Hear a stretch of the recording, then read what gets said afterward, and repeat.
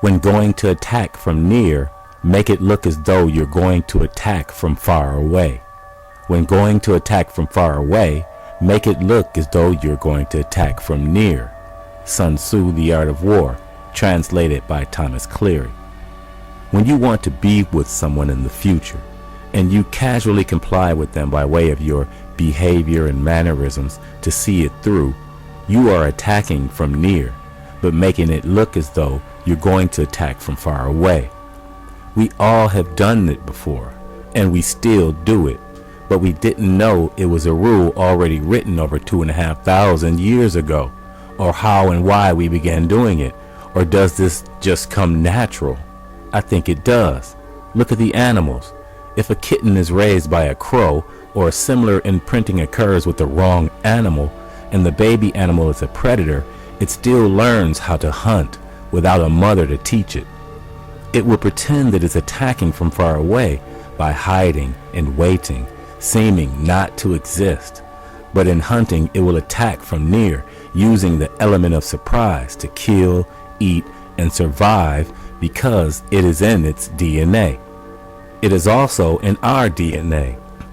The kitten or lion or tiger is not aware of its actions, and many humans are the same.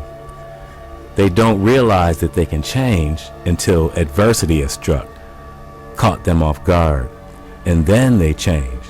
But the late timing caused the calamity that they can only learn from, but learn too late to solve a problem that has already happened, a problem that could have been prevented.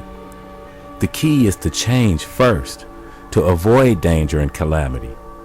Because we can be aware of our actions, we can change our path. Strategy in war and love and everything else is based on awareness, crossing imperceptible barriers of awareness.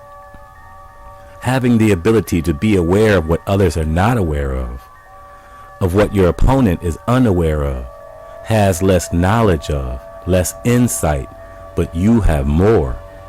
Even now, against the tide of what most are saying on social media, The Art of War says, it does not take good eyes to see the moon, good ears to hear the thunder, much strength to lift a hair. What everyone knows is not wisdom.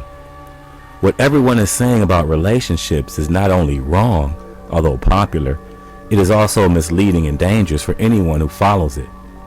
Modern man is the same as previous generations, but a modern woman has become like modern man, a predator, an opportunist, exploiting those below in order to feel like a queen of her palace, with a boy toy or a gigolo and servants, but empty inside, dead, with no spirit, just a lust for pleasure and material things, a thirst for more money and assets, the way many men have always been. An empty, useless life beyond serving herself.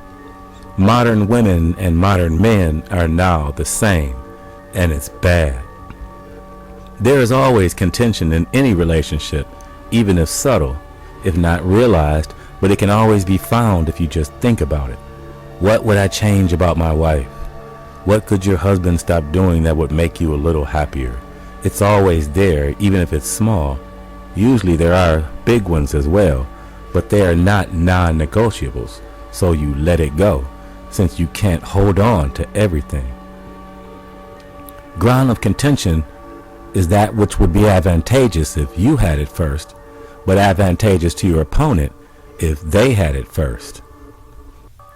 When someone decides to be in a relationship with you, you both have each other as a ground of contention, which blocks the way for other people to be with you or them. Now you both have the high ground and the force of momentum on your side. Do what is difficult while it is still easy. Do what is great while it is still small. The best time to meet the one you want to be with is when you are young and broke, contrary to what everyone is saying on social media. You will have billions of people to pick from. It is still easy. If you wait until you are older, until you have all the money you want, until you have all the status and success that you deem suitable, you will most likely attract young gold diggers and street thugs, divorced dads or single mothers, or someone with baggage or damaged goods, which requires much work and sacrifice to do and understand. So you will have fewer choices than to exploit someone for your own needs, the American way. But you will not find love this way. It is impossible to find love when you are older, it seems, but it is only difficult because there is not as much to choose from that matches the narrow conditions that you insist on, or the high standards you have that are unrealistic.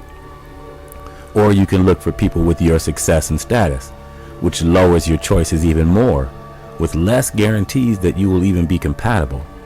Therefore, you will most likely be unhappy, even in success, if you use what everyone is saying. Every channel, every social media on every platform is telling men to get their stuff together first, which can take years, if not decades, to do. It also implies that there is a treasure at the end of the rainbow, but it is not. There is nothing at the end of that rainbow but unhappiness. Life is not worth living if you do not enjoy it as you go, because it is in our actions that we are happy or the reverse. Yet, they say to put off any possible prospects because your inability to know others, or out of fear or greed, in order for you to be able to look down on a group of people when you finally become rich, famous, and have status, is the sign of an opportunist, a sociopath, slumming people like a commodity to be bought, no different than a horse or a house, a carpet or a car. A human being for sale. Who wants this? You? If you win the lottery for $400 million today, and if you don't have anyone special, it is a very good chance that you never will.